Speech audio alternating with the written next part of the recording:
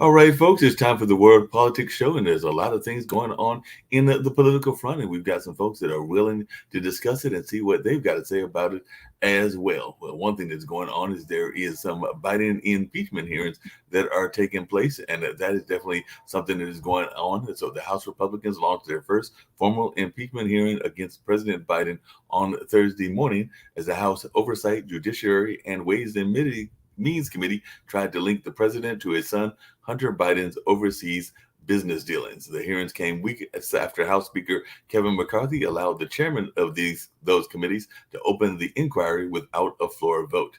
The Democrats are claiming that the GOP push to impeach Biden is baseless, and the Republicans have failed to produce any evidence of wrongdoing. The witnesses included Eileen O'Connor, former Assistant Attorney General at the Justice Department, and Jonathan Turley, a law professor who testified in support of former President Donald Trump during his impeachment inquiry in 2019. So that's one of the things that I saw that was going on in the news on the political front. And of course, tensions are erupting as House Republicans met behind closed doors on Thursday, the latest sign of deep divisions and infighting as the House GOP conference has failed to coalesce around a plan to avert a shutdown. And shutdowns can definitely have a significant impact on a lot of the economy and all along that kind of way. GOP Representative Matt Gaetz and Speaker Kevin McCarthy got into a testy exchange during their meeting, according to a source in the room.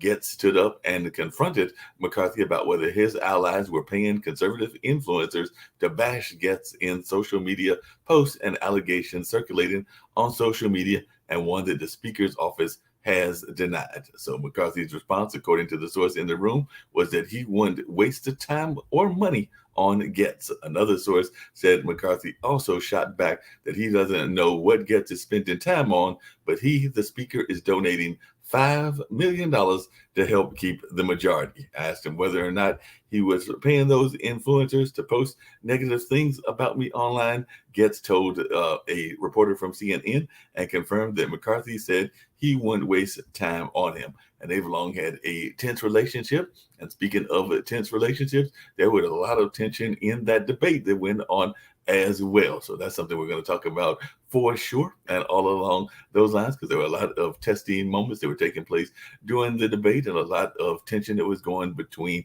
everybody from Vivek to Nikki Haley to even Tim Scott, who was being frustrated that he wasn't being heard. And earlier on World Edition, me and Nick were having a little bit of a disagreement, and I'm going to hear what Adam's got to think about this. But I personally thought that the Univision moderator did a good job of addressing issues that were of concern to the Latin American community, and all along those lines.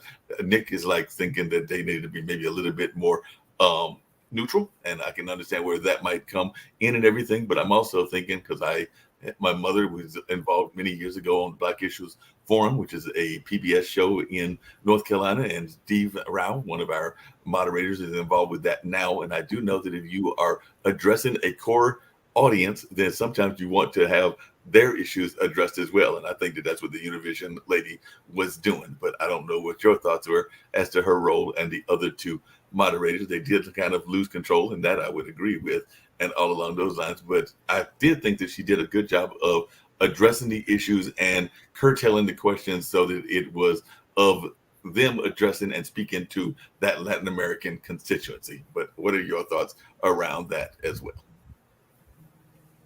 Well, I agree with you. And I think that overall, when we talk about whether it's the Latin American community, whether it's the Hispanic community, the African American community, I think Donald Trump is going to make inroads with these communities in 2024. And I think that's going to be a big part of why he wins the election. I also think he's going to be successful in the Rust Belt states again. And I think he's going to take back Georgia, because I think he's going to get a larger share of the African American vote. So it's going to be a surprising election in so far as Donald Trump is going to get more of the minority vote, more of the working class vote. I expect more independents and narrowly win states they lost in 2000. Yep, and another thing that I know that was going on, and I'm gonna bring in Sasha Starr as well, and Nick might be joining us also. And y'all actually kind of got into it on Tuesday and all along those lines. But one of the things that also was brought up several times was Ukraine and whether it is a blank check or a loan or a number of other things along those lines. And there was some definitely differences of opinion in that regards. So I was just wondering y'all's thoughts around that, because definitely there seem to be some people that are saying that it is has to be a loan that will be paid back after the war is won by Ukraine and all in that space. And there was definitely some candidates that were making that notion of it being a how the check is and all along those lines. But Sasha, you got any thoughts? Because like I said, you and Adam got into some testy exchange on this past Tuesday about Ukraine, and that definitely came up as a topic in the debate.